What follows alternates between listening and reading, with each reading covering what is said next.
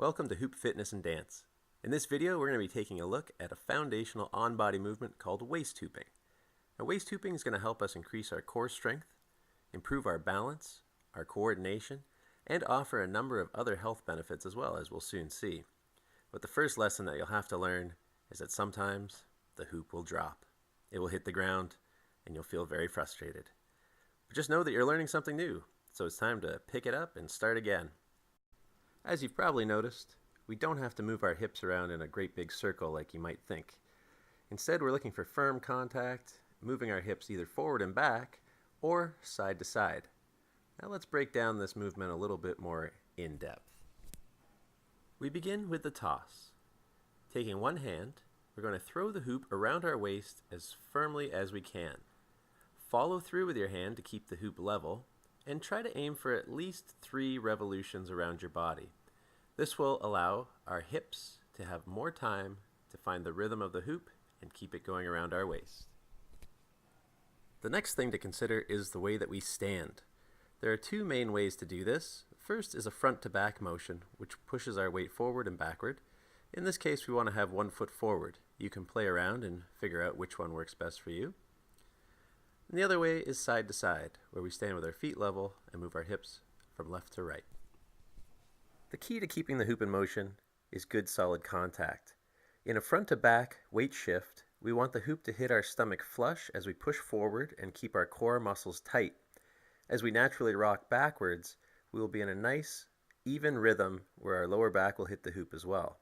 These 2 points of contact will allow the hoop to continue to move around our bodies for as long as we'd like. As you can see, it's not necessary to have a lot of force to keep the hoop going around. It's just really good timing, keeping our shoulders straight and our eyes up. It's important to note that our body will follow our eyes. So try not to look down at your hoop, because as you do, your shoulders will drop and you'll restrict the motion of your hips. After you've dropped your hoop, pick it up and toss it with your opposite hand. This will encourage balanced muscle development, as well as giving you a more solid foundation for picking up experienced moves in the future. If you prefer, you can also keep the hoop up by moving side to side. Similar to the front to back motion, we're still looking for 2 points of contact, except here, we're shifting our weight left to right, right to left, still trying to make solid contact as we push out to the side. While this is a viable way to keep the hoop going around your waist, I do encourage you to practice the front to back motion, as it will be helpful in future moves. The only reason that the hoop will drop off your waist is because it does not have enough speed or enough force being put into it to allow it to stay up around your waist. This can happen for a couple of reasons. 1, the hoop may not be flush against your stomach when you're pushing forward. This is only a split-second difference between being perfect and being just off, but it can lead to things that look like this, where you look like you're working hard, look like you're making contact, but it's not quite enough to keep it going. To combat this, what we want to do is speed up our hips, pushing back and forth as fast as you can. If the hoop's still dropping, then try moving even faster.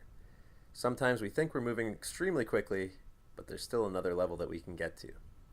Keep your core muscles really tight as you're pushing forward and back, and make sure to breathe, because it's a workout.